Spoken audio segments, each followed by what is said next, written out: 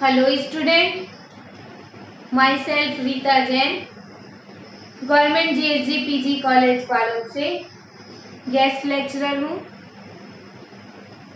MCom 4th semester, जिसमें subject है principle of marketing, विपणन के सिद्धांत का आज यूनिट 3 देखेंगे, जिसका ये पार्ट फर्स्ट है।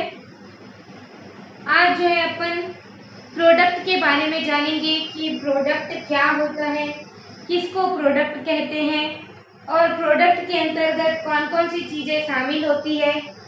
प्रोडक्ट यानी कि उत्पाद या वस्तु, जिसके बारे में आज विस्तार से चर्चा करेंगे।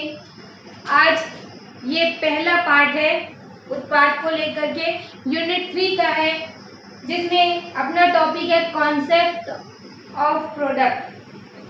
इसके अंतर्गत जानेंगे कि उत्पाद की अवधारणा क्या है। तो आइए स्टूडेंट, आज की क्लास स्टार्ट करते हैं। देखिए, जैसे अगर किसी साधारण व्यक्ति से जो है प्रश्न किया जाए कि उत्पाद क्या है, तो उसके उत्तर देने में उतनी कठिनाई नहीं है, क्योंकि वो प्रोडक्ट को जो है अपने डेली यूज में क्या करता है, व्यवहार करता है, उसको जो है प्रोडक्ट का उपयोग जो है दैनिक व्यवहार में करता है। लेकिन ये तो साधारण व्यक्ति के हिसाब से उसकी बता देगा कि प्रोडक्ट क्या है। लेकिन अगर अपन विपणन की दृष्टि से देखें, मार्केटिंग की दृष्टि से देखें, तो प्रोडक्ट क्या है, इसका जो है उत्तर देना उतना सरल नहीं है, क्योंकि जो साधारण बोलचाल की भाषा है उसमें बोलना और मार्केटिंग के क्षेत्र में प्रोडक्ट का जो शब्द है वो कहीं अधिक व्यापक अर्थ में है, कहीं अधिक उसका जो है अर्थ है।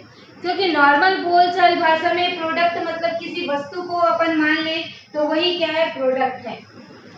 लेकिन ये तो बोलचाल की भाषा में हो गई। लेकिन अगर अपन विपणन की दृष्टि से, मार्केटिंग की दृष्टि से देखें, तो प्रोडक्ट का जो मीनिंग है वो सरल नहीं है, उसका जो है व्यापक अर्थ है।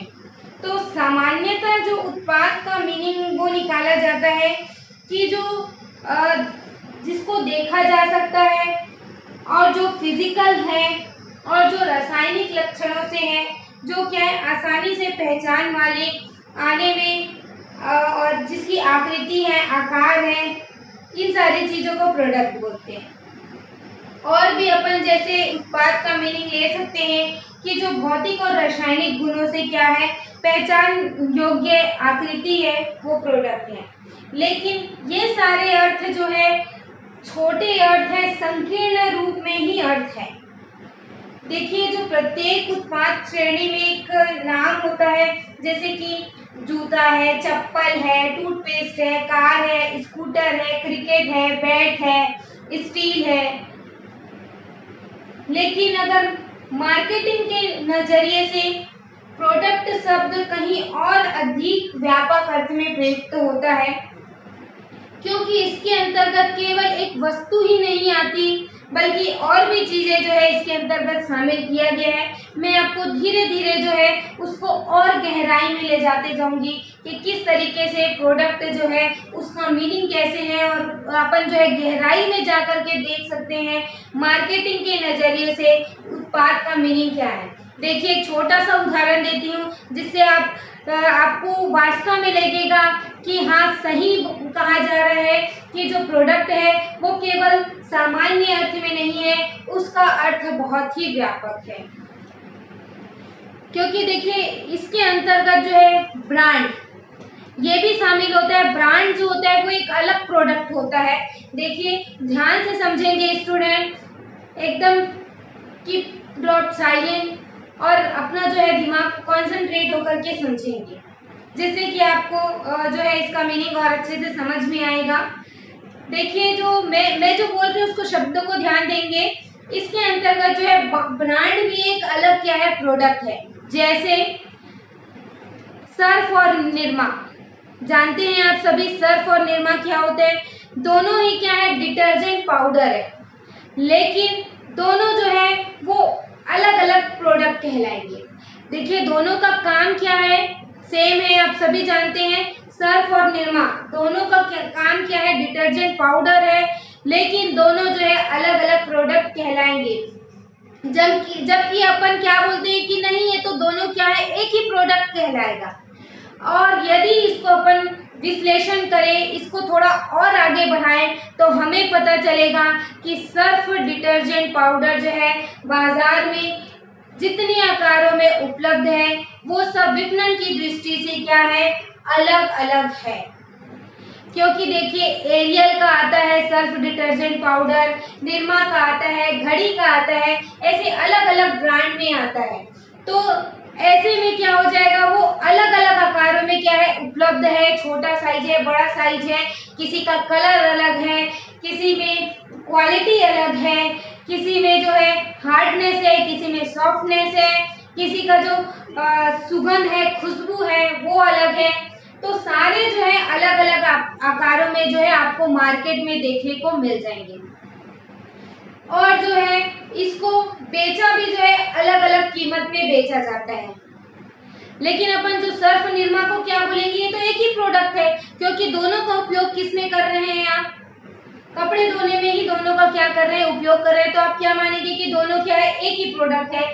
परंतु अगर मार्केटिंग के नजरिए से देखें तो ये जो है कई प्रकार के निरमा सर्फ जो है आपको देखने को मिलेंगे, जिसका कीमत अलग होगा।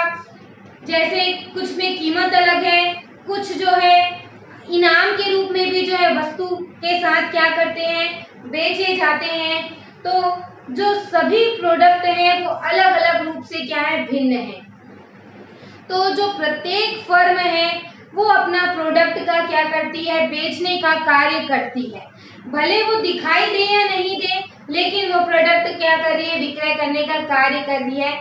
जैसे एक और उदाहरण मैं आप लोगों को बता रही हूँ, जिससे आपको जो है प्रोडक्ट का जो है सही अर्थ समझने में आसानी होगी।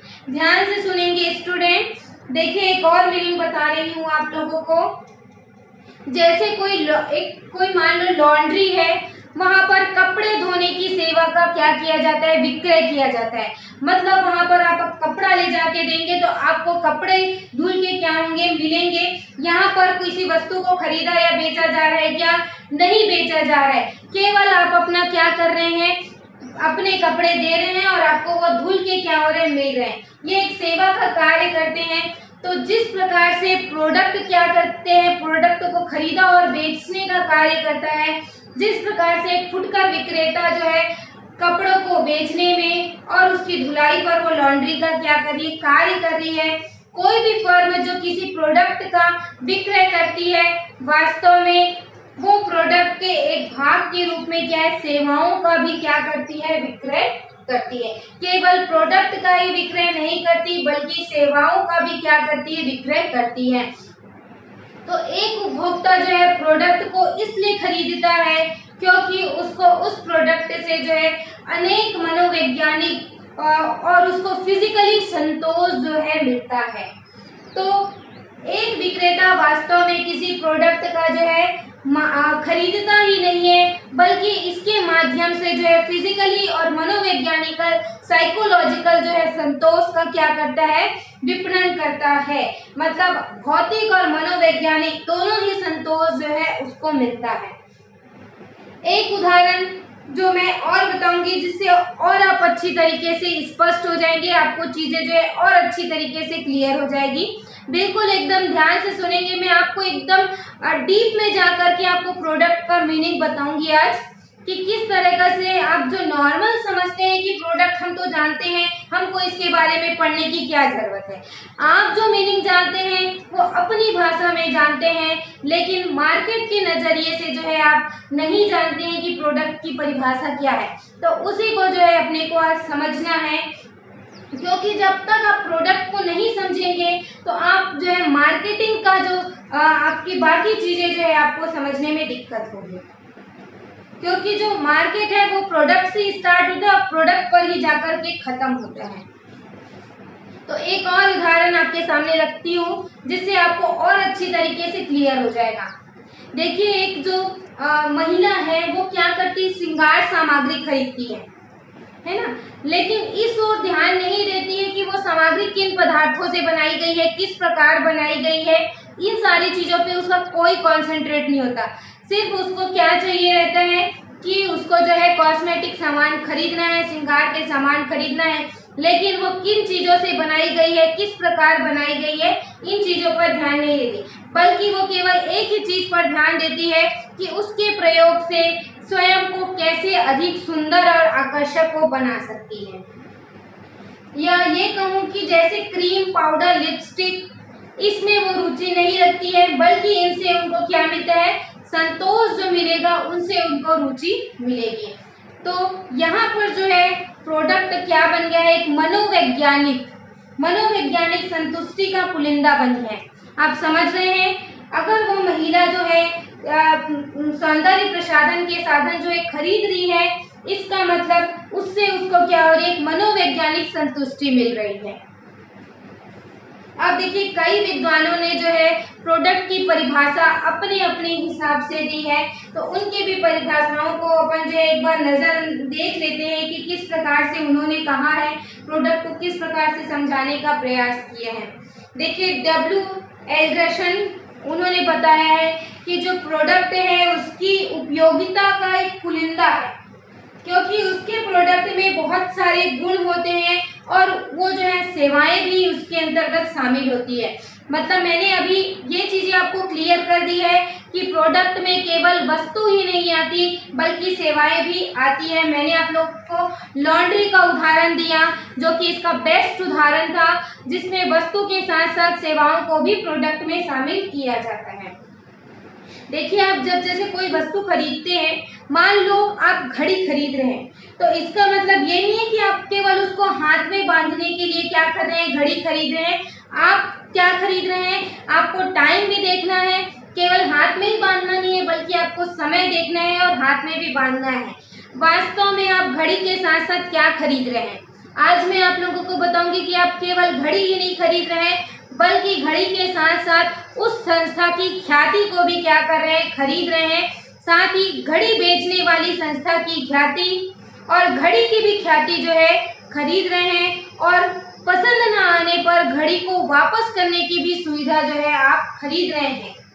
ये जो है एल्डरसन ने बताया है कि आप जो है घड़ी के साथ साथ बनाने वाली संस्था की ख्याति और बेचने वाली संस्था की ख्याति और वापस करने की सुविधा, ये तीन चीजें जो है खरीद रहे हैं।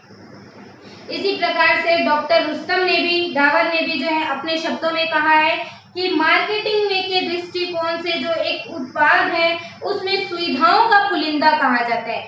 मतलब जो एल्डरसन जी ने कहा था उसमें उनको उपयोगिता का पुलिंदा कहा था, लेकिन इन्होंने सुविधाओं का पुलिंदा बताया है जो कि उपभोक्ताओं को प्रस्तुत की जा रही है।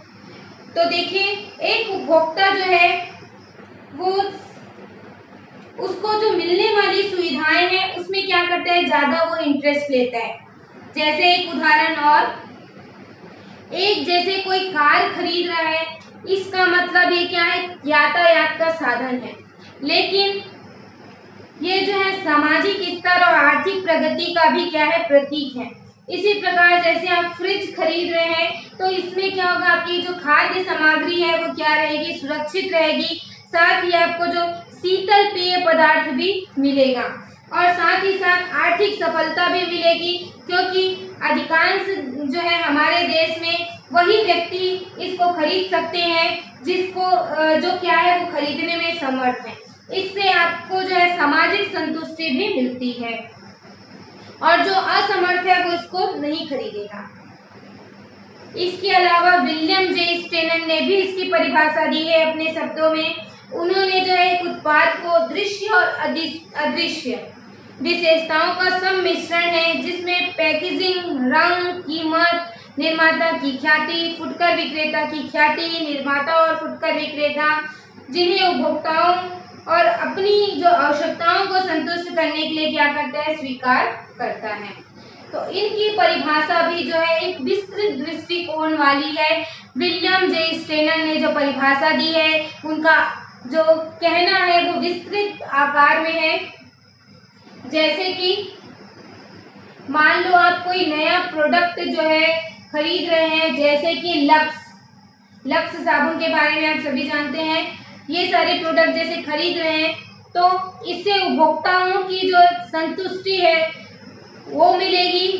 साथ ही जब उपभोक्ता किसी प्रोडक्ट को खरीदता है तो उस प्रोडक्ट के निर्माता और विक्रेता की ख्याति को भी क्या करता है, खरीदता है।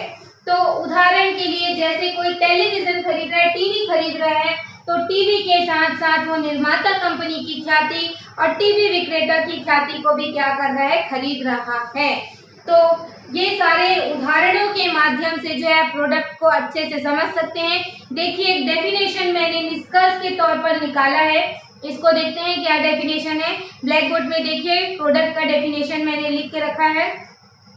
उत्पाद उन गोचर और अगोचर गुणों का संयोजन है। देखिए एक एक वर्ड को ध्यान देंगे।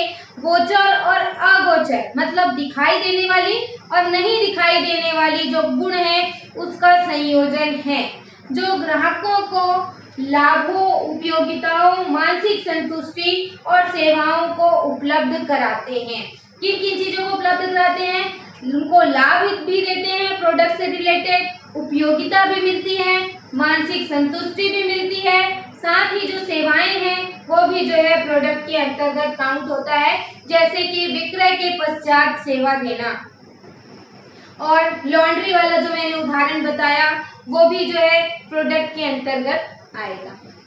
तो ये जो परिभाषा है जिसमें प्रोडक्ट दृश्य और अदृश्य दोनों सेवाएं जो है इसके अंतर्गत शामिल है। सेवाओं को भी विपणन में जो है प्रोडक्ट ही माना गया है, चाहे वो अलग से बेची जाए, चाहे वो प्रोडक्ट के साथ जो है मिले। तो इस प्रकार से आप जो है अच्छी तरीके से प्रोडक्ट का डेफिनेशन समझ गए होंगे, ये मैं उम्मीद करती हूँ आप लोगों से। मैंने जो है पूरे विस्तार में आप लोगों को प्रोडक्ट का डेफिनेशन बताया है, क्योंकि एक उपभोक्ता जो वस्तु इसलिए खरीदता है क्योंकि उसके अंतर्गत कुछ ना कुछ लाभ होते हैं, तभी क्या करता है, वो वस्तु को खरीदता है, जो उपभोक्ताओं की आवश्यकताओं की संतुष्टि प्रदान करती है। तो जो है मान लो कि भौतिक और रासायनिक विशेषताएं भी आती है, ब्रांड भी आती है, और यही नहीं बल्कि ब्रांड के जो अलग अलग आकार के पैकिंग बना दिए जाते हैं वो भी जो है अलग अलग वस्तुएं हो जाती है। जैसे छोटा आकार फैमिली पैक आता है, बड़ा आकार की आता है, ऐसे अलग अलग जो वस्तुएं आती है, अलग अलग जो ब्रांड बना रहता है, चिन्ह बना रहता है, जिसके वस्तु के आकार, रंग, रूप, डिजाइन, पैकिंग ये सारी चीजें क्या होती जाती है, डिफरेंट हो जाती है। तो प्रत्येक एक अलग वस्तु अलग क्या बन जाता है, प्रोडक्ट बन जाता है। अब देखते हैं ये जो उत्पाद है उसका कॉन्सेप्ट क्या है। तो उत्पाद अवधारणा शब्द जो है सबसे पहले लेविट द्वारा जो है प्रयोग किया गया था। उनके अनुसार जो प्रोडक्ट अवधारणा है इसका मतलब है उपयोगिताओं का योग, जिससे विभिन्न प्रोडक्ट की विशेषताएं और सेवाएं जो है सम्मिलित है। जैसे कि एक औद्योगिक विपणनकर्ता मशीन को बेचने का कार्य करता है तो वो उसको क्या क्या चीजें की जरूरत पड़ती है, उसको वित्तीय सहायता, मरम्मत सुविधाएं, एक निश्चित अवधि तक चलने वाली गारंटी, साथ ही उनको मशीन चलाने का जो है अनुभव होना चाहिए, मशीन की स्थापना के लिए विशेषज्ञ होना चाहिए। तो उसके हिसाब से उत्पाद की अवधारणाएं जो है प्रोडक्ट कॉन्सेप्ट है उसको 3 भागों में बांटा गया है। पहली है प्रबंधकीय आयाम मैनेजरियल, सेकंड है उपभोक्ता आयाम कंज्यूमर, और थर्ड है सामाजिक आयाम। देखिए जो प्रबंधकीय आयाम है इसमें टोटल प्रोडक्ट शामिल है जो कि मार्केट के द्वारा जो है बाजार में विक्रय के लिए प्रस्तुत किया जाता है, जिसको मैंने 3 भागों में बांटा है। एक मुख्य प्रोडक्ट, दूसरा संबंधित प्रोडक्ट, तीसरा है संबंधित सेवा उत्पाद सेवाएं। मुख्य प्रोडक्ट मतलब जिसमें कुछ विशेष लक्षण होते हैं जिसके आधार पर पहचान होती है। संबंधित प्रोडक्ट मतलब ब्रांड और उसके पैकेजिंग, ट्रेडमार्क। और सेवाएं क्या हो गई, सुपुर्दगी की सेवाएं, विक्रय पश्चात सेवाएं, मरम्मत की सेवाएं, गारंटी, वारंटी, ये सारी चीजें। फिर देखिए थर्ड है सामाजिक आयाम, उपभोक्ता आयाम।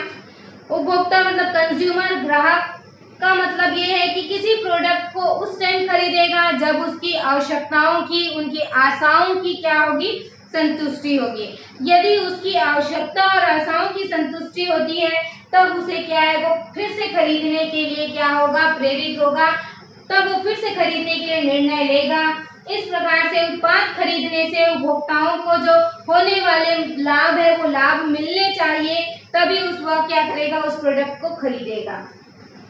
तीसरा आता है सामाजिक आयाम, सोशल। इसके अंतर्गत ये माना जाएगा कि जो प्रोडक्ट है उसके खरीदने से केवल संतुष्टि मिलेगी, बल्कि उपभोक्ता का दीर्घकालीन कल्याण होना चाहिए। जैसे उपभोक्ताओं की सुरक्षा, कोई जायकेदार वस्तु है, कोई रेडीमेड क्या है, प्रोडक्ट है, और समाज को जो है लंबे समय तक उस प्रोडक्ट से क्या मिलनी चाहिए, संतुष्टि मिलनी चाहिए, सेटिस्फेक्शन होना चाहिए। और उपभोक्ताओं की जो शिकायत है उन पर भी तुरंत ध्यान दिया जाना चाहिए। केवल अच्छे किस्म के प्रोडक्ट का ही क्या होगा, विक्रय होगा, क्योंकि उपभोक्ताओं की शिकायतों पर तुरंत ध्यान दिया जाएगा और उससे जो है अच्छे किस्म के प्रोडक्ट का ही क्या होगा, विक्रय होगा, अच्छे किस्म की वस्तुओं को ही बेचा जाएगा। तो जो उत्पाद की अवधारणा है वो तीन अवधारणा है। एक तो प्रबंधकीय आयाम जो कि वस्तु से रिलेटेड है, दूसरा है उपभोक्ता आयाम मतलब उपभोक्ताओं को संतुष्टि मिलनी चाहिए, सामाजिक आयाम मतलब कि उपभोक्ताओं की संतुष्टि ही नहीं बल्कि जो है उपभोक्ता का कल्याण भी होना चाहिए। तो ये तीन अवधारणाएं जो है प्रोडक्ट को लेकर के दी गई है।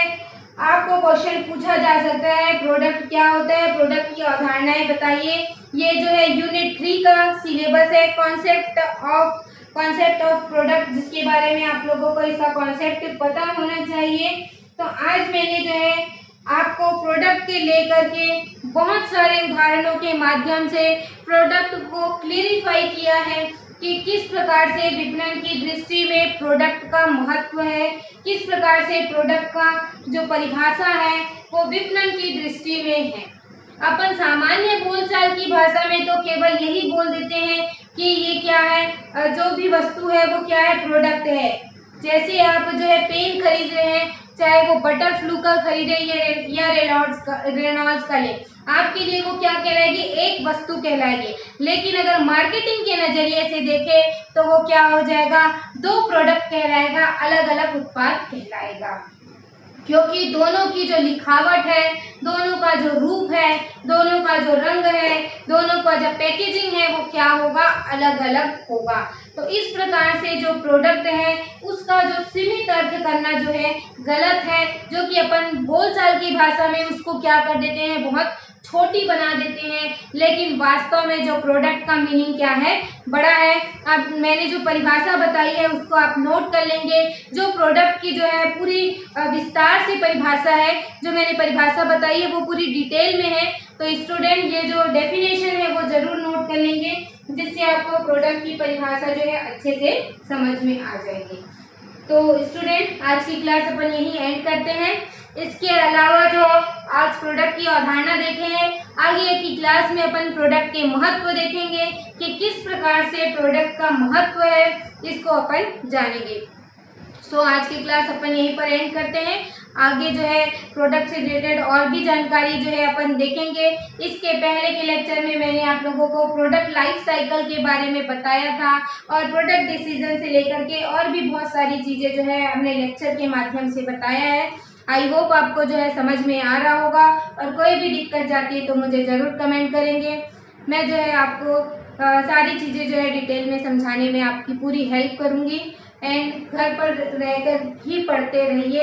And thank you so much for watching lecture.